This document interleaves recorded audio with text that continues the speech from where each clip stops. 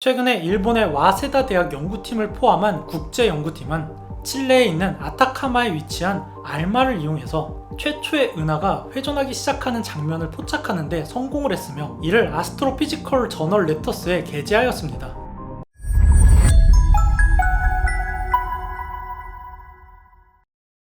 다들 알고 계시겠지만 우리가 침대에 누워있는 동안에도 우주에서 우리의 위치와 속도는 계속해서 변하고 있습니다.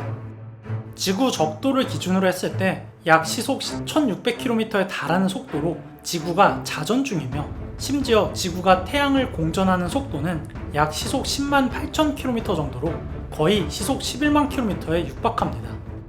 태양을 기준점으로 뒀을 때 우리는 최소한 시속 11만 km로 움직이고 있는 셈이죠. 여기까지는 다들 알고 계시겠지만 사실 태양 자체도 엄청난 속도로 우리 은하를 공전합니다. 만약에 태양이 우리 은하를 공전하지 않는다면 우리는 은하 중심의 중력에 이끌려서 미래의 어느 시점에는 궁수자리 A 블랙홀에 흡수가 되겠죠. 태양이 우리 은하를 공전하는 속도는 엄청납니다.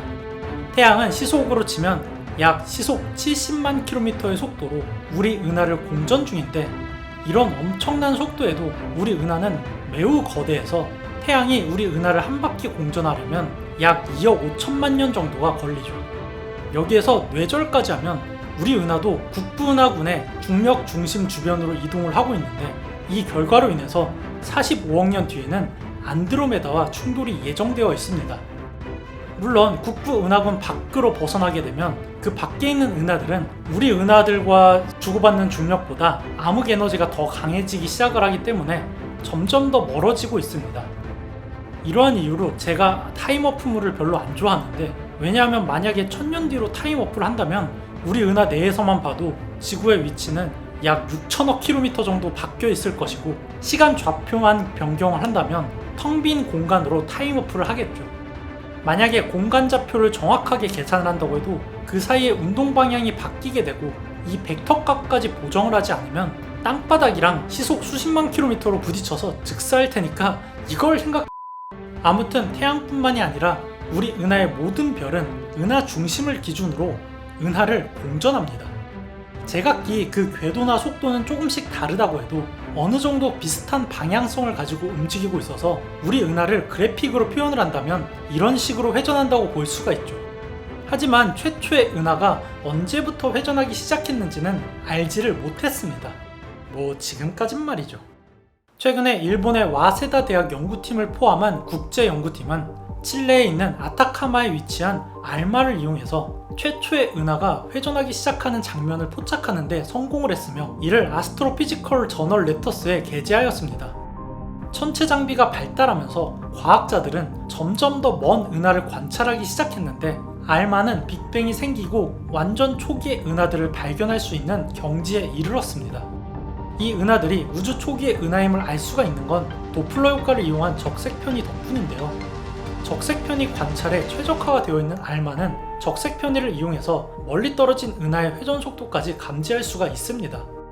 2달에 걸쳐서 MACS1149-JD1이라 불리는 빅뱅 초창기의 은하를 관찰한 연구팀은 은하의 내부와 외곽의 위치에 따른 적색 편의의 차이를 측정을 하는 데 성공을 했으며 이 결과 빅뱅 직후에 생긴 은하들이 회전하기 시작하는 장면을 포착했습니다. 계산된 초기 은하의 회전 속도는 약 초속 50km 정도로 우리 은하가 초속 220km로 회전하는 것을 생각을 해보면 우리 은하보다 회전 속도가 훨씬 더 느렸습니다. 물론 이 은하가 우리 은하보다 질량이 작기 때문이긴 하지만 우리 은하는 암흑물질의 영향으로 예상이 되는 질량보다 훨씬 더 빠르게 회전한다는 걸 생각하면 이번 연구에서 초기 은하가 우리 은하에 비해서 암흑물질의 비율이 적다고 추론이 가능합니다. 연구팀에 의하면 초기 은하가 형성이 되는 과정은 은하의 중력 중심으로 모여든 가스들로부터 중심부에서 별이 태어나기 시작을 해서 시간이 지날수록 은하 외곽에서도 별이 탄생하기 시작을 하고 이들이 가진 고유 운동 속도와 은하의 중력이 상호작용해서 은하가 회전하기 시작한다고 합니다. 연구팀은 이번에 관측한 초기 은하는 현재 우리 은하나 우리 주변 은하와 다르게 회전 속도가 느리고 때문에 우리가 회전 운동을 시작하는 은하의 초기 모습을 발견한 것일 수도 있다고 얘기를 했는데요. 시간이 지나면서 초기 은하의 중력 중심으로 더 많은 가스들과 별, 암흑물질 등이 모여들면서 은하의 중력이 강해지게 되면 케플러 궤도 법칙으로 은하의 회전 속도가 더 빨라진다는 것이죠. 결론적으로 우리는 거의 130억 년 전에 은하의 상태를 알 수가 있는 것인데, 이게 가능한 것은 130억 광년 떨어진 은하를 관측한다는 건 130억 년 전에 날아온 빛을 관측한 것이기 때문입니다. 즉, 우리는 130억 년 전의 은하의 운동 상태를 알아낸 것이죠. 이 연구는 암흑물질의 비밀과도 연관이 되어 있는데, 130억 년 전의 은하의 회전 속도를 통해 보면 암흑물질이 거의 없다고 예상할 수가 있기 때문입니다. 이 말은 암흑물질이 우주와 동시에 생긴 것이 아니라 시간이 지나면서 차츰 생겨났다는 것이죠. 윈프 이론처럼 항성이 핵융합을 하면서 우리 눈에 보이지 않는 상호작용이 거의 없는 질량을 가진 입자들을 만들어낸다면 130억 년간 별들이 만들어낸 윈프가 암흑물질의 정체일 수도 있는 것이죠.